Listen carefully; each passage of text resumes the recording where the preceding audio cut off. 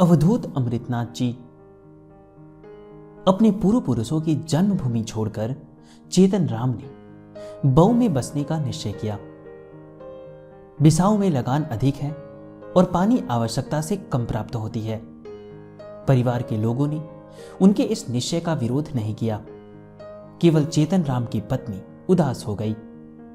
बिसाऊ में सभी परिचित हैं, सुख दुख में काम आते हैं। अब नई जगह जाकर नए सिरे से परिचय प्राप्त करना होगा। पता नहीं वहां के लोग किस स्वभाव के होंगे।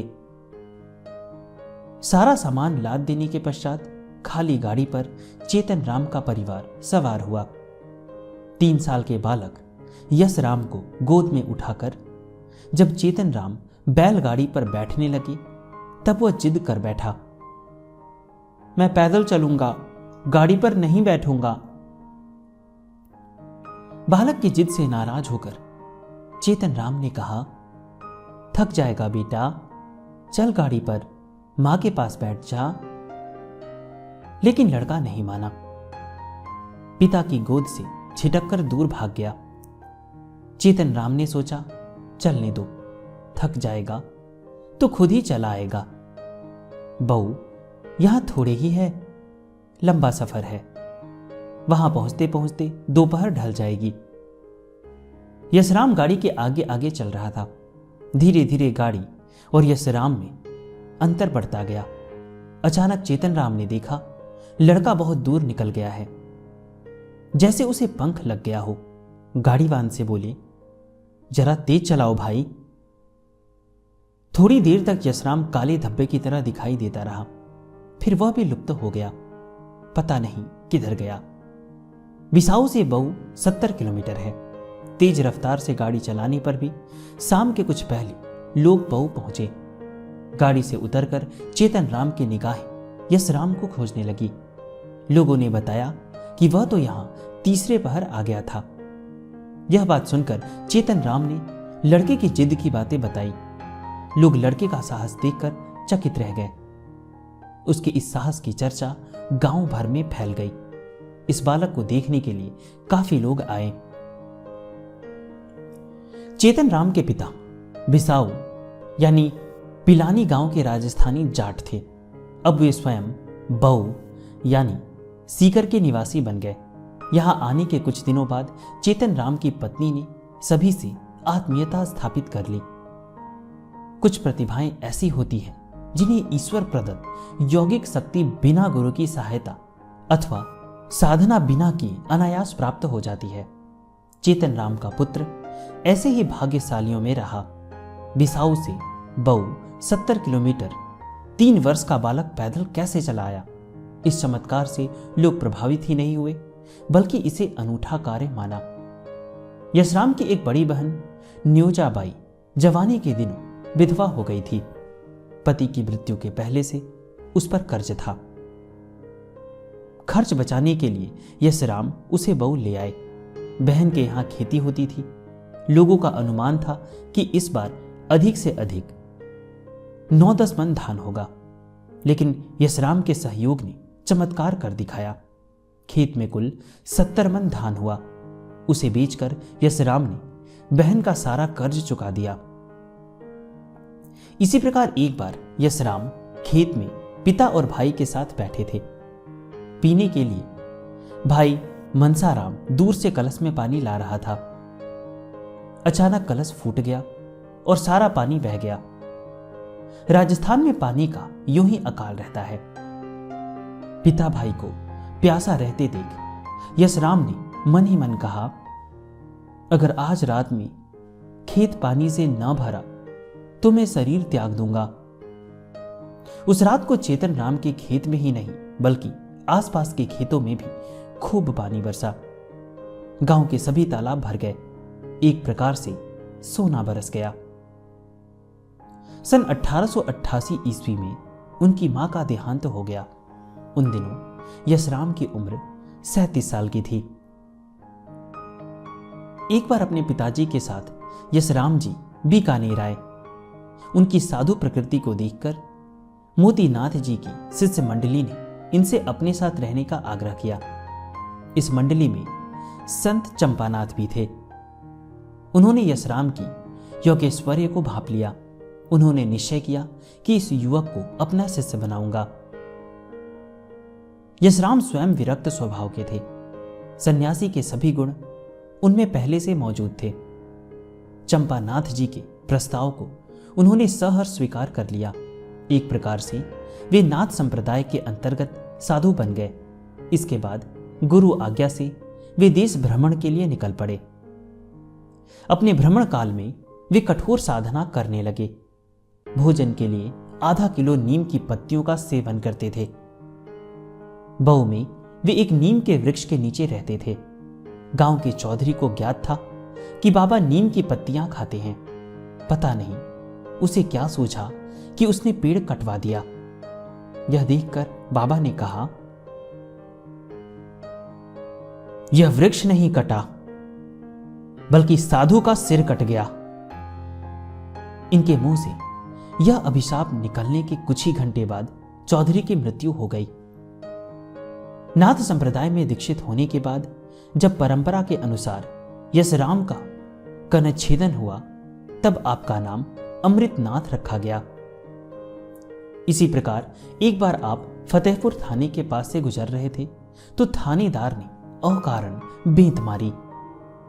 बाबा के मुंह से शाबाश शब्द निकला और वह तुरंत पागल हो गया। यह दृश्य देखकर थाने के अन्य लोग घबरा उठे। बाबा से प्रार्थना की कि कृपया इसे ठीक कर दे। बाबा ने कहा, इसे खूब छाछ पिलाओ, ठीक हो जाएगा। छाछ पिलाते ही थानेदार ठीक हो गया।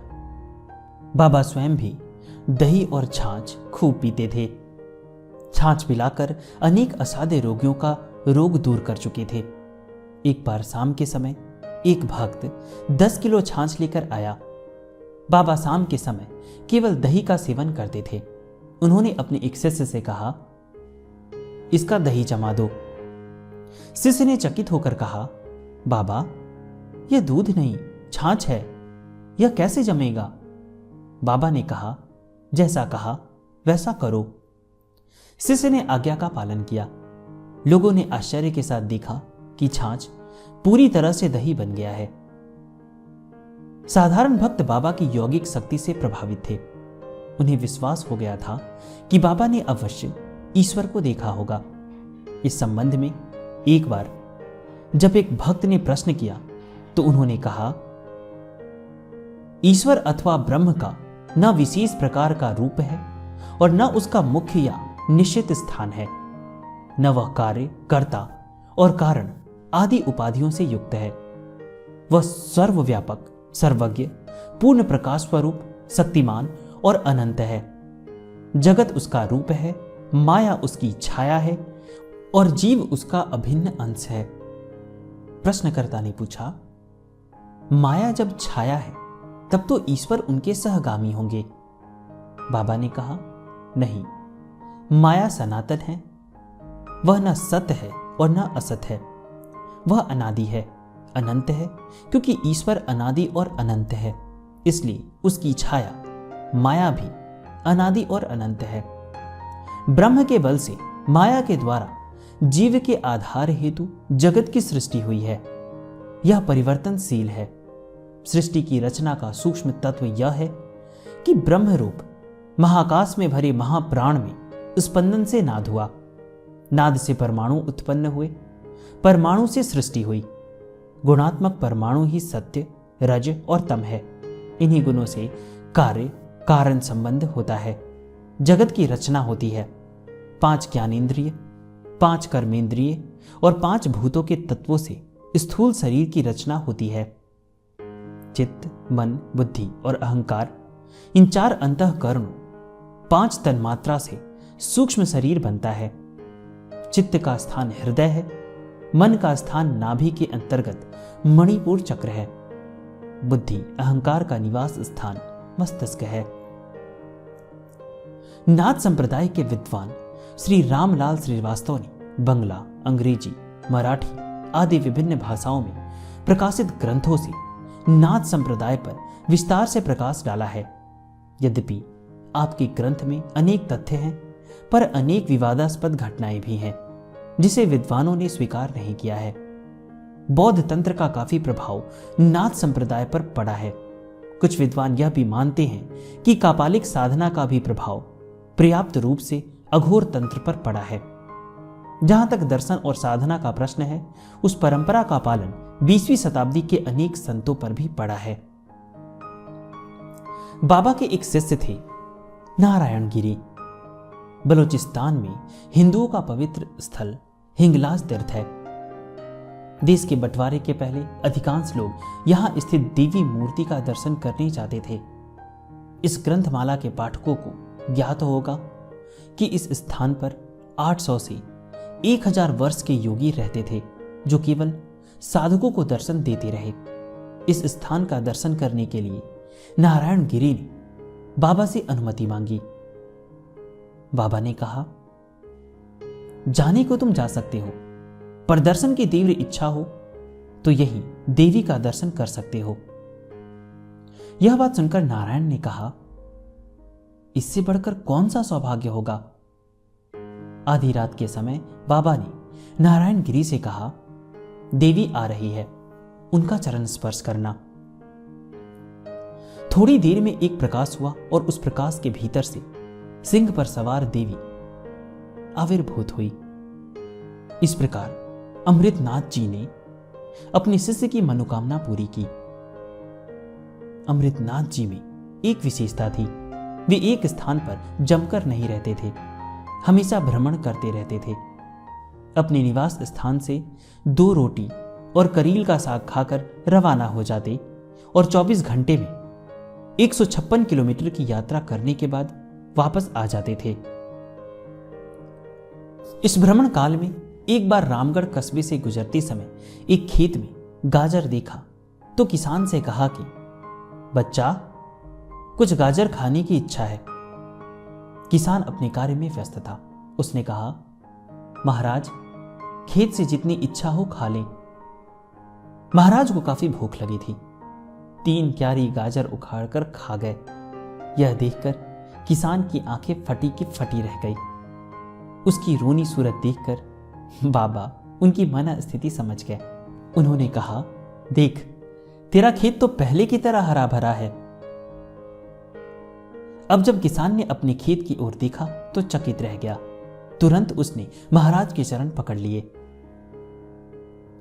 सन 1912 में महाराज ने निश्चय किया कि अब वे भ्रमण नहीं करेंगे, कहीं स्थान बनाकर स्थायी रूप से रहेंगे।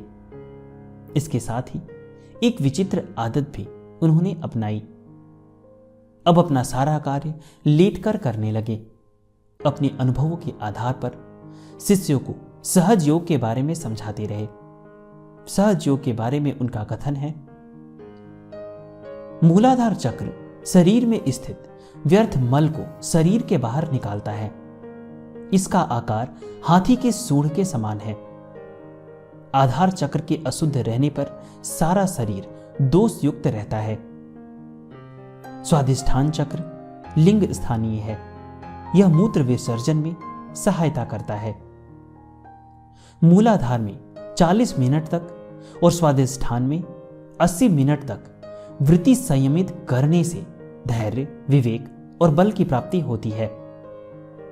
मणिपुर चक्र से सारे शरीर को पोषण मिलता है। इसमें प्राण अपान का मेल होता है। श्वास ऊर्ध्वमुखी हो शिखर में पहुंचता है। इस चक्र में 160 मिनट तक ध्यान करने से शांति, आनंद, समता, निर्मोहता, वैराग्य, तन्मयता और एकांत प्रियता होती है। अनाहत चक्र का स्थान हृदय है। यहां प्राण वायु का निवास है। इस वायु से शरीर का रक्षण और पोषण होता है। इस चक्र में 320 मिनट तक चित्त वृत्ति एकाग्र करने से अथवा 4800 बार श्वास लेने से निर्लोभता, प्रेम, सत्यता, समदर्शिता, अहिंसा भावना, दया, क्षमा की प्राप्ति होती है। विशुद्ध चक्र का स्थान कंठ है। आज्ञा चक्र का स्थान भ्रूमध्य त्रिकुटी है। यहां 200 मिनट तक ध्यान के द्वारा 3000 श्वास की आवृत्तियां पूरी होने पर वृत्तियां अंतर्मुखी हो जाती है। त्रिकुटी में नेत्र स्थिर करने से मन की चंचलता मिट जाती है। बाहर भीतर के अंग प्रत्यंग दिखाई देने लगते हैं। आत्म तत्व में स्थिरता होती है। सहस्त्रार का स्थान मस्तिष्क है। यही समस्त ज्ञान के उत्पत्ति का स्थान है। इसमें सद्गुरु रहते हैं। यही ब्रह्म स्थान अमरलोक भ्रमर गुफा कहलाता है। महाशक्ति कुंडलिनी का प्रवेश इसी में होता है। यहीं से अद्वैतानुभूति होती है। यहीं से अमृत झरता है। इस स्थान पर वृत्ति का स्थिर होना सहज समाधि है। जो लोग योग के लिए व्याकुल रहते हैं, उन्हें चाहिए योग की परिभाषा का ज्ञान वे योग्य गुरु से ले। बाबा अमृतनाथ जी ने सहज समाधि के बारे में जो प्रवचन दिया, वह अन्य योगियों द्वारा वर्णित परिभाषा से अपेक्षाकृत सरल है। आज योग शिक्षा देने वाले अधकचरे ज्ञानी योग के नाम पर केवल पाखंड करते हैं। इनसे बचना चाहिए। सन 1913 में बाबा ने निश्चय किया कि अब वे प्रकृति प्रदत्त मधु का सेवन करेंगे, अन्य या अन्य कोई सामग्री नहीं खाएंगे। लगातार 10 माह तक वे नित्य 1 किलो मधु का सेवन करते रहे। इसके बाद 2 माह तक 1 किलो नींबू का रस पीते रहे। इसके बाद 4 माह तक प्रत्येक घंटा 1 किलो दूध पीने लगे, यानी 24 घंटे में 24 किलो दूध। इन दिनों जितने रोगी आपके निकट आते रहे, सभी को उपचार बताकर स्वस्थ करते रहे। जीवन का अंतिम काल आया जानकर अमृतनाथ जी ने अपने शिष्य ज्योतिनाथ जी को अपना उत्तराधिकारी बनाया। सन 1916 में आपने शरीर त्याग दिया। 1 वर्ष बाद फतेहपुर शेखावाटी में बाबा जी का समाधि मंदिर बनवाया गया, जिसका दर्शन करने के लिए भक्त तथा नाथ संप्रदाय के संत बराबर आते हैं। आशा करता हूं कि आप लोगों को जीवनी बहुत पसंद आई होगी। डिस्क्रिप्शन में मैंने कुछ लिंक दिए, आप उन्हें भी देख लीजिएगा। और अगर आपके पास बाबा जी के बारे में और भी जानकारी है तो आप मुझे व्हाट्सएप कर सकते हैं, आप मुझे मेल कर सकते हैं। हमारा व्हाट्सएप नंबर, मेल आईडी सब कुछ आपको डिस्क्रिप्शन में मिल जाएगा। तो बाबा जी से हम प्रार्थना करेंगे कि आने वाला समय हम सभी के लिए बहुत ही बेहतर हो और हमें अपना आशीर्वाद दें और अपनी कृपा हमेशा हम सभी पर बनाए रखें। जय श्री गोरखनाथ जी महाराज, जय श्री अमृतनाथ जी महाराज। हर हर महादेव।